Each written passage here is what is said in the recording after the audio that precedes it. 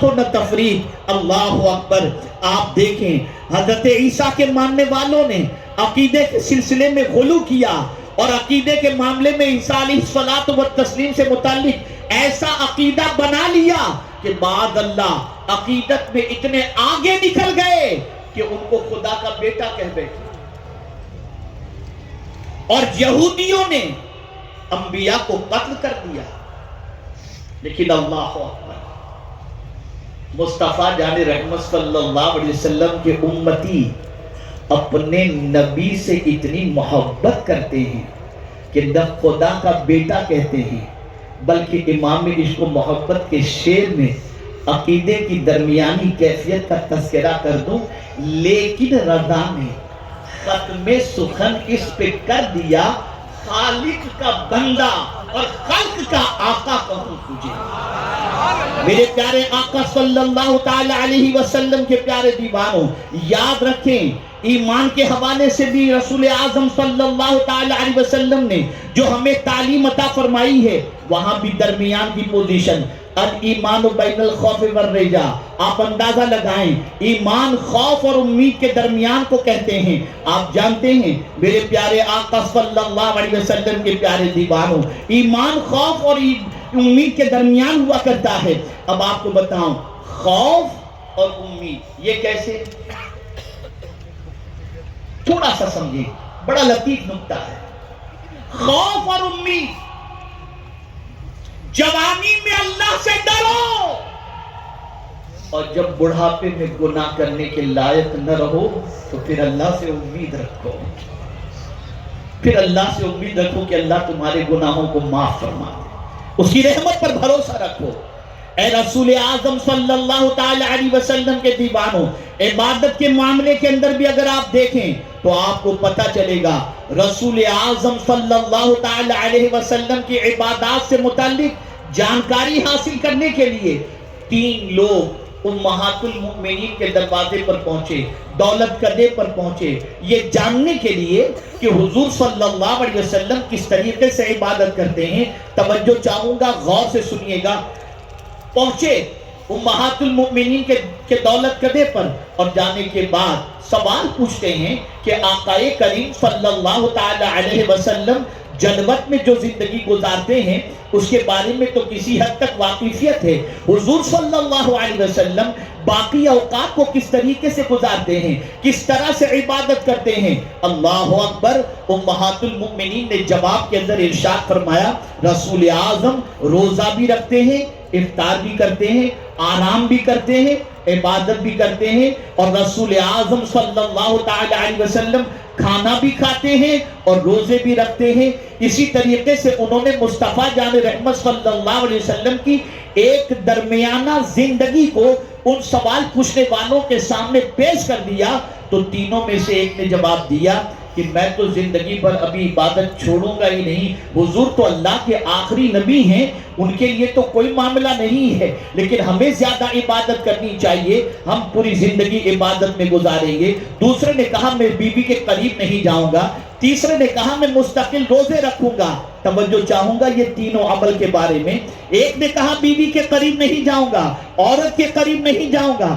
دوسرے نے کہا میں پوری زندگی روزے کے اندر گزاروں گا، اور تیسرے نے کہا کہ میں عبادت میں اپنی پوری زندگی گزاروں گا. آقا کریم صلی اللہ علیہ وسلم نے تینوں کی باتیں جہاں حضور تھے وہاں حضور نے سن لی. جہاں حضور تھے وہاں حضور نے سن لی اور پھر حضور تشریف لائے اور ان تینوں سے پوچھا تم کیا کہہ رہے تھے؟ توجہ چاہوں گا، عبادت میں اعتدال، تم کیا کہہ رہے تھے؟ انہوں نے جواب میں کہا یا رسول اللہ صلی اللہ علیہ وسلم میں تو یہ کہہ رہا تھا کہ میں نماز کبھی نہیں چھوڑوں گا، عبادت کے اندر مستقل اپنی زندگی گزارنے کی کوشش کروں گا. دوسرے نے اپنی کیفیت بتا دی، تیسرے نے اپنی کیفیت بتا دی. کوئی گناہ کے کام کی بات نہیں کی. اب سنیے حضور کیا فرماتے ہیں. میرے آقا صلی اللہ علیہ وسلم نے ارشاد فرمایا میں روزے بھی رکھتا ہوں اور کھانا بھی کھاتا ہوں، میں سوتا بھی ہوں اور عبادت بھی کرتا ہوں، میں شادی بھی کیا ہوں، بیوی کے حقوق بھی ادا کرتا ہوں. اور پھر حضور نے فرمایا یہ میری سنت ہے اور جس نے میری سنت سے اعراض کیا وہ میرا ہے ہی نہیں۔ عبادت میں بھی اعتدال، یہ نہیں کہ سب چھوڑ چھاڑ کر مسجد پکڑ لو، یہ نہیں کہ سب چھوڑ چھاڑ کر کے روزے کے اندر لگ جاؤ، نہیں، اعتدال۔ بیوی کو بیوی کا حق دو، بچوں کو بچوں کا حق دو، گھر والوں کو گھر والوں کا حق دو، تجارت کو تجارت کا حق دو۔ اسی طریقے سے آپ دیکھیں جب دنیا اور آخرت کی بات آتی ہے تو یہاں بھی اعتدال کا معاملہ نظر آتا ہے۔ آپ ہر جمعہ کو سنتے ہوں گے مسجد سے مؤذن جو ہے سورہ جمعہ کا آخری رکوع پڑھتا ہوا نظر آتا ہے، اور بہت سارے امام بھی جمعۃ المبارکہ کی نماز کے اندر سورہ جمعہ کا رکوع پڑھتے ہوئے نظر آتے ہیں۔ کیا ہے؟ توجہ چاہوں گا۔ یا ایھا الذین آمنوا اذا نودی للصلاۃ من یوم الجمعہ فاسعوا الی ذکر اللہ وذروا البیع۔ مارکیٹ میں ہو نا، کاروبار کر رہے ہو، تبھی تو وذروا البیع کا حکم آیا۔ اے ایمان والو، جب منادی کی آواز تمہارے کانوں سے ٹکرائے نماز جمعہ کے لیے تو دوڑو اللہ کے ذکر کی طرف۔ کاروبار چھوڑ دو، توجہ چاہوں گا، کاروبار چھوڑ دو، اور کاروبار چھوڑ کر جاؤ کہاں؟ نماز کی طرف جاؤ۔ جب منادی کی آواز تمہارے کانوں سے ٹکرائے چھوڑ دو، نماز کی طرف آ جاؤ۔ لیکن نماز پڑھ کے مسجد میں بیٹھے مت رہنا، نماز پڑھ کر مسجد میں بیٹھے مت رہنا۔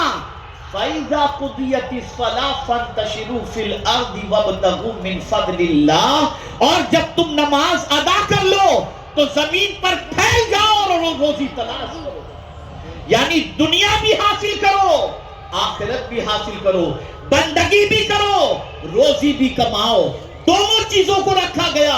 ہمارے یہاں اسی لیے رہبانیت ہے ہی نہیں۔ میرے پیارے آقا صلی اللہ تعالی علیہ وسلم کے پیارے دیوانوں، یہ نہیں بتایا گیا کاروبار چھوڑو اور 4 مہینے کے لیے نکل جاؤ، یہ نہیں بتایا گیا ماں باپ کو تڑپتا چھوڑو اور نکل جاؤ، نہیں نہیں، تم ماں باپ کی خدمت بھی کرو۔ اور ماں باپ کی خدمت کی اگر بات آتی ہے تو میرے پیارے آقا صلی اللہ تعالی علیہ وسلم کے پیارے دیوانوں، رسول اعظم صلی اللہ علیہ وسلم نے جہاد جیسے موقع پر بھی جب ماں اور باپ کی بات آتی ہے تو صحابہ سے سرکار نے فرمایا ان کی خدمت کرنا یہ جہاد سے بھی افضل و اعلیٰ ہے۔ اور آج لوگ نکل جاتے ہیں 4.5 مہینے کے لیے اور ماں تڑپتی رہتی ہے، بیوی بلکتی رہتی ہے، کاروبار ٹھپ ہو جاتا ہے، تعلیم کا جنازہ نکل جاتا ہے، یہ ساری چیزیں ہوتی ہیں۔ اسلام نے یہ طریقہ نہیں سکھایا، اسلام نے ہمیں درمیانی طریقہ عطا فرمایا ہے۔